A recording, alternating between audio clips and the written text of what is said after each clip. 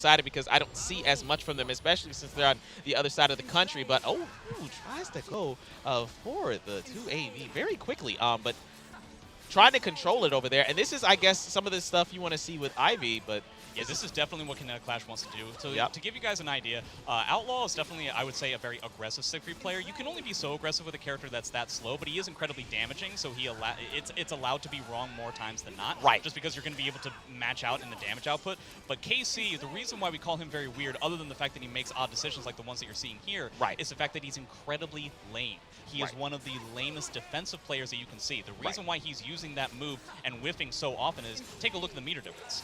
Like, that is really the difference that he wants to go for, is that he wants to accrue as much meter as he can, play lane, force OUtlaw to come in at him at disadvantageous positions, and then just beat him out with regards to Soul Charge. But now, Siegfried has Dark Legacy, he's got the knockdown, but the time is coming a little bit sooner. Oh, but he's at the life deficit. That's not looking too good. Now he can just hang back. He got Soul Charge. Yeah, yes, but he has to go in, though.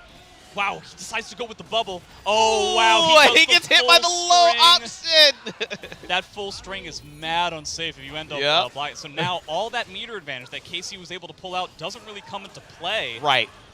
Because he ended up having to stop it. Wow, he was able to evade the jump B. That's a huge amount of damage into a knockdown. He's got the meter advantage on top of it. Oh, he lets him up.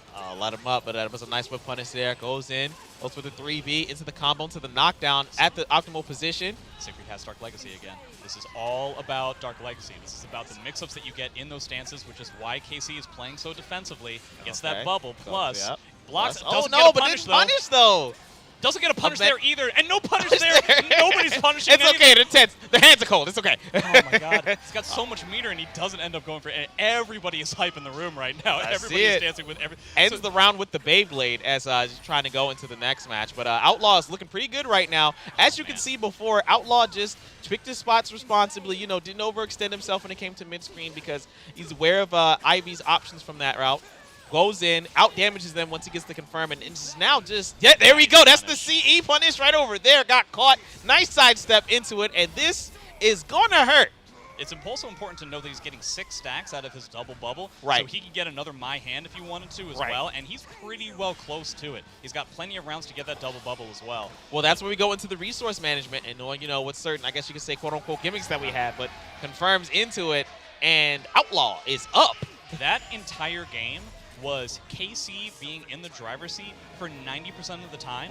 OUtlaw got Dark Legacy, and everything went to garbage for KC. I can literally see. I think he's getting, honestly, I feel like KC is playing a little bit too nervous when the bubble is around. Now, I understand. It's very nerve-wracking. But the fact of the matter is, he's staying on the ground. He's trying to keep it awkward, but he's not getting a lot of damage out of that situation. And so KC isn't able to finish out rounds. And he's actually getting punishes now. I mean, there you go. Yeah, that's one thing. Oh, and he gets the lethal hit off of that. Got caught pressing buttons. Going to go for that knockdown at the optimal range. Send him back. There you go. Nice. Up. Okay, here we go. Okay, he actually finishes a round that time. And I appreciate the fact that, like, so at the beginning of every single round that we saw in the first game, he was being very aggressive and it was working. But then the second that Dark Legacy happened, he would immediately tense up and he wouldn't kind of do the same thing. That time, even that OUtlaw had Dark Legacy, KC didn't allow it to affect his gameplay. And he literally got it and he died like 2 seconds later. Yeah, exactly. I think that's the way to go. Allow the bubble to happen. If you get hit by the bubble, especially when you have that kind of a life lead, hey, no big deal. See, and again, there he goes, and that's going to be a round. The whole time. KC, I mean, what's the common FGC phrase? Download complete? I don't want to go that far. I don't want to go that far. I'm just saying that we definitely have some sort of a read on certain timings at the moment. Oh, no, the timings, you know, the spacing, also the approach. Like, look at this. See, the approach, that's significant right there. Going to the knockdown. Going to go into the stance. Where we going? Okay. Trying to catch that sidestep. Oh, man. OUtlaw is just getting counter hit hunted over and over again. Decides not to go for the potential ring out attempt. Yep. Okay, I appreciate that. You got so much meter, there's no reason to hold on to it. Just get out of that freeze. Oh, wait. Except you didn't, and now you got to deal with this, my dude. Oh, wait. Oh, no. This is tough, yeah. This is the second that he lost the stage positioning, even though he spent the bar, KC wasn't aware of what he could do. At all. That was really tough. It's really tough, but now we've got him back. Oh, he really wanted that whip punish. That would have been a real good opportunity. Spaced a little bit better. I do like Outlaw's like situational awareness as far as like spacing. turn. Oh, that back turn! I'm sorry to interrupt. It's just I can't believe the whole combo worked back turn, but we get a huge combo here. So KC does get a good amount of damage out of it. See how much damage that hit? Yeah. Oh my goodness. So he does get some momentum out of his soul charge, but the thing is that now he has to deal with double bar from Outlaw. Wait, that hit? A sidestep. That hit. That was jumping me right. That's not fair. Clash. Why are you unfair? That's it. That's the round. That's the round. That's the whole round. game, Yep. Actually, he might still be alive. No. Oh well. Might still be alive, but in a good spot. Okay. Yeah, gets that's hit by that real tough. 3-8. So wow, very swingy. Outlaw 100% control of the first game. KC 100% control of the second game, short of that the stage positioning in that second to last round. But man, oh man, I have no idea how it's going to go the next time. I don't know either. You know, it was Outlaw at first. You know, he kind of had like the respect. You know, like okay, I'm not gonna do too much. You know, mid screen. I'm gonna approach at certain times, and I'm gonna pressure you, and then I'm gonna use Dark Revenge stance. You know, I'm gonna get my damage out. I'm gonna pop the bubble. I'm gonna get you. And then in that second game, Kinetic Clash, as you said, just wasn't as afraid to just go in. Just apply that pressure, especially the confirms that they got, the optimization, like in the damage. There were plenty of times, and Siegfried does damage as well, but like Ivy, like.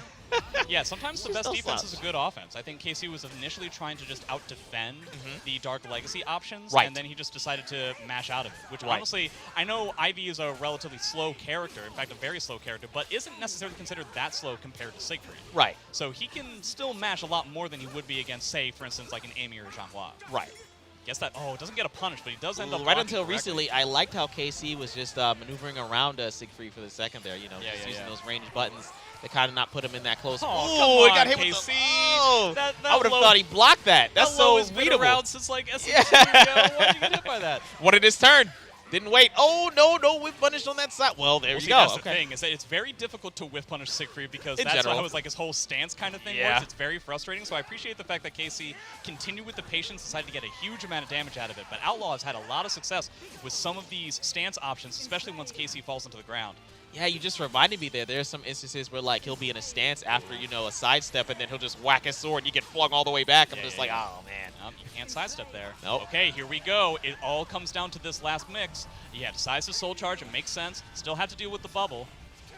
There it is. There it is. Okay. Oh, come on, dude. Oh, nice auto GI into the confirm off the stun. Sends you back. That was very good. Yeah, dealing with those Horis in that way. Interesting choice that Outlaw decided to go with the 3A. And immediately goes to smells the blood in the water. Yes. He goes immediately in. Do it again? Oh, no. Why didn't that work? Okay. He's going to do it again.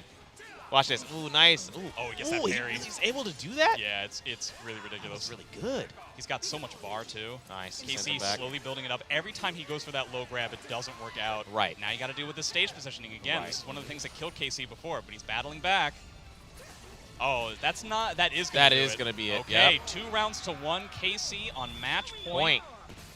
Has a bit of a meter disparity, but not really, because he is going to get a bonus bar were he to lose this round. Oh, he caught that's what. Is that going to catch? Okay. Yeah, he caught the CE. That's a huge deal. Outlaw doesn't have that meter advantage anymore. One of the rare instances in that. So Soul Charge has like this breakable invincibility, and like it beat out the CE attempt that Outlaw was going to go for. That was a nice jump B. Oh, and it goes into a terrible jump B. It was a terrible jump B. I thought it was at first, but I guess not. Goes to Flapjack. What's the Oki? Goes to do it again. Doesn't even have to use any of this meter. All right, in the corner, and this is going to be that round. So okay, it all comes down to final round of this game and of this match. We will see if Outlaw is going to overtake it or if Clash is, going to show, just what is that Ivy is strong at. I see this character. A lot of people have been saying, isn't as strong as he once was, probably even worse. But I'm seeing some work being done here. 100% in control for KC, but we've seen this time and time again.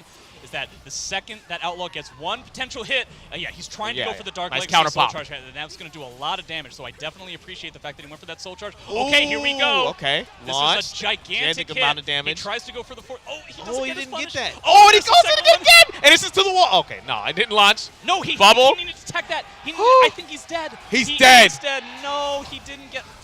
So the bubble is a pseudo tech trap. You actually have to tech up out of that. Oh. It's a dead trap, I think, is technically